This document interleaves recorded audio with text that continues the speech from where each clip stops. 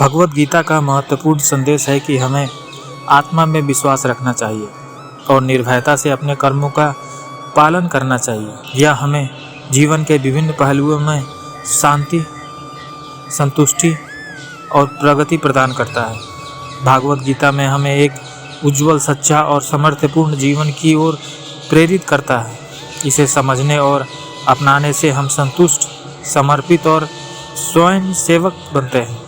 इसे पढ़कर हम अपने जीवन में सुख, सफलता और आध्यात्मिक प्रगति को प्राप्त कर सकते हैं। भगवान श्री कृष्ण कहते हैं, कर्म करो, फल की चिंता मत करो। जीवन में सत्य, ध्यान और त्याग को अपनाओ। जीवन का अर्थ अपने कर्मों में खोजो।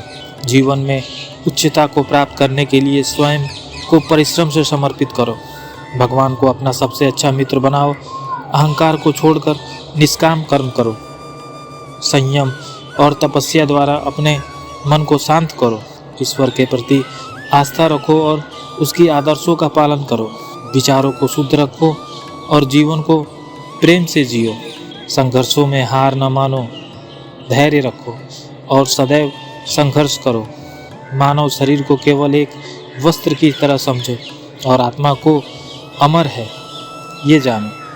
सबको समान दृष्टि से देखो और स्नेहपूर्ण सभी की सहायता करो। आपात स्थितियों में भी शांति और समता बनाए रखो। संकट के समय में भगवान की शरण में जाओ और उनसे सहायता मांगो। जीवन के अस्थायी बातों के लिए चिंता न करो। स्थिरता में रहो। किसी के प्रति श्रद्धा और सम्मान बनाए रखो। दूसरों को न्यायपूर्वक व्यवहार करो और दयालु बनो। मोह को छोड़कर तथा स्वयं को उदासीन रखकर कर्म करो। अपने कर्मों को भगवान को अर्पण करो और निर्भय रहो। जीवन की समस्याओं के बीच में भी आनंद और समता बनाए रखो। अपनी इच्छाओं को संयमित रखो और वाणी को शुद्ध बनाओ। आत्मनिरीक्षण करो और अपने दोषों को सुधारो। धर्म के मार्ग पर चलो और धर्म का पालन करो। अपने कर्मों के लिए स्वयं को जिम्मेदार जानो, परिणाम के लिए नहीं। दूसरों के अहंकार को छोड़कर अपने मन को नियंत्रित करो। जीवन के मार्ग पर निरंतर चलने की प्रेरणा बनाए रखो। जीवन को भगवान की आराधना के रूप में जियो। अपनी वाणी को सत्य और उपयुक्त बनाओ। दूसरों के लिए नेक कर्म करो और सदैव शांति बनाए रखो। शुभ चिंतक की भूमिका में न हो, तुम खुद ही अपने जीवन का निर्माण करो।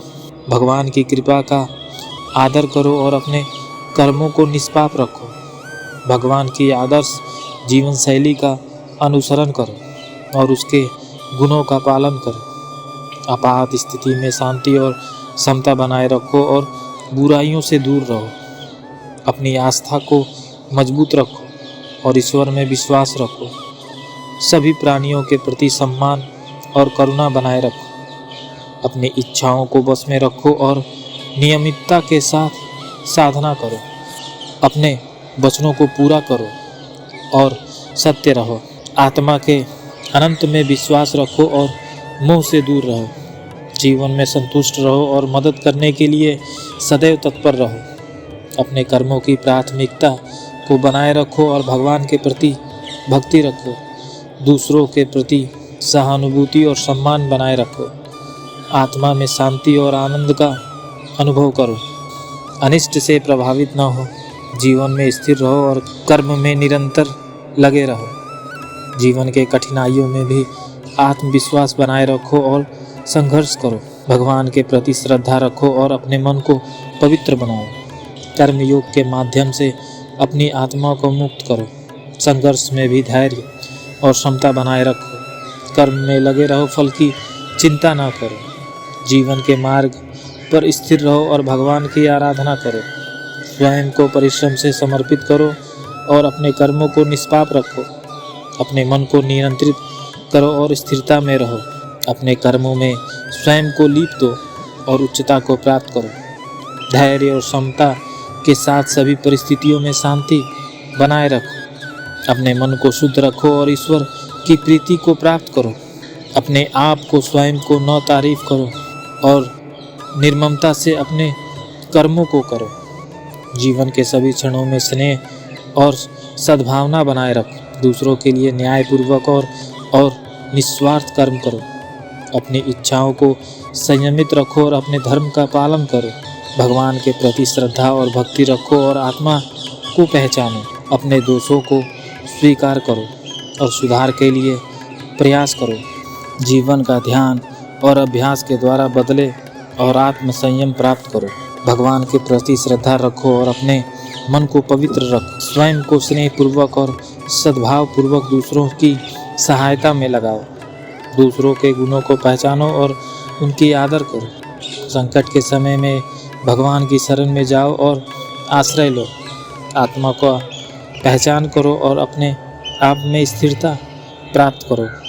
भगवान के प्रति आस्था रखो और अपने मन को पवित्र बनाओ। जीवन को प्रेम से जियो और अपने कर्मों में समर्पित रहो। अपनी इच्छाओं को नियंत्रित करो और मन को शांत रखो। आत्मविश्वास और आत्मसम्मान को बनाए रखो। जीवन को समर्पित करो और निर्भय रहो। जीवन की कठिनाइयों में भी धैर्य और शक्ति बनाए रखो।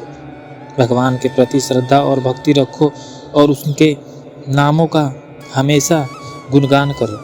अपने कर्मों को भगवान को अर्पण कर दो और मुक्त हो जाओ। जीवन के अच्छे क्षणों का आनंद उठाओ और बुराई से हमेशा कोसों दूर रहो। सत्य और उच्चता के पथ पर चलो और संघर्ष में धैर्य बनाए रखो। आत्म संयम और अपने कर्मों में समर्पण करो। सच्चे मित्रों को पहचानो और सदैव उनके साथ आचरण करो। अपनी भूमिका को समझो और धर्म का पालन करो। अपनी वाणी का उपयोग करो। जीवन के सभी पहलुओं में संतुष्ट रहो और ईश्वर के प्रति आस्था रखो। अपने कर्मों को ईश्वर को अर्पण कर दो और संपूर्ण भक्ति रखो। आत्म संयम और विचार शक्ति को विकसित करो और शांति रखो। अपने आप को स्नेहपूर्वक और सद्भावपूर्वक दूसरों की सेवा में लगाओ।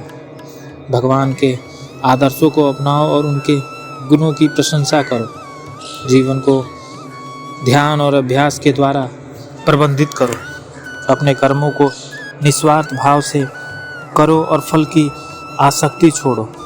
अपने आप को परिश्रम से समर्पित करो और स्वयं को विकसित करो। जीवन के मार्ग पर धैर्य बनाए रखो और आत्मसमर्पण करो।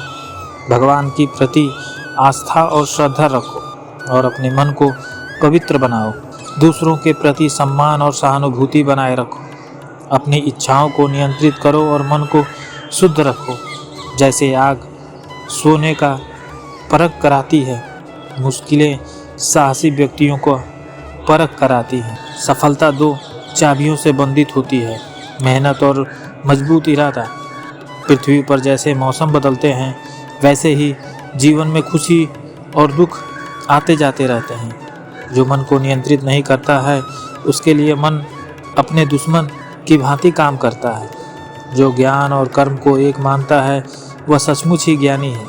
जो पैदा होता है, उसके लिए मृत्यु निश्चित है, और जो मरता है, उसके लिए जन्म निश्चित है। हमेशा संदेह करने वाले व्यक्ति के लिए इस दुनिया या कहीं भी खुशी नहीं होती। यह दुनिया क्रिया का क्षेत्र है और क्रियाएं न करने से यहाँ कुछ भी प्राप्त नहीं हो सकता। फलों की इच्छा के बिना क्रिया करने वाला ही अपने जीवन को सफल बनाता है।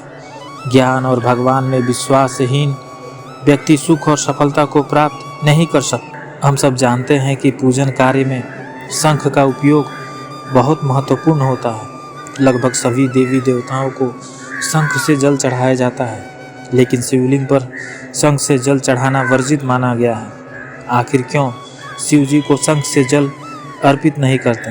इस संबंध में शिव पुराण में एक कथा बताई गई है। शिव पुराण के अनुसार शंखचूड़ नाम का महापराक्रमी दैत्य हुआ करता था। शंखचूड़ दैत्यराज दंभ का पुत्र था। दैत्यराज दंभ को जब बहुत समय तक कोई संतान उत्पन्न नहीं हुई, तब उसने भगवान विष्णु के लिए कठिन तपस्या की। तब से प्रसन्न होकर विष्णु प्रकट हुए। विष्णु ने वर मांगने के लिए कहा।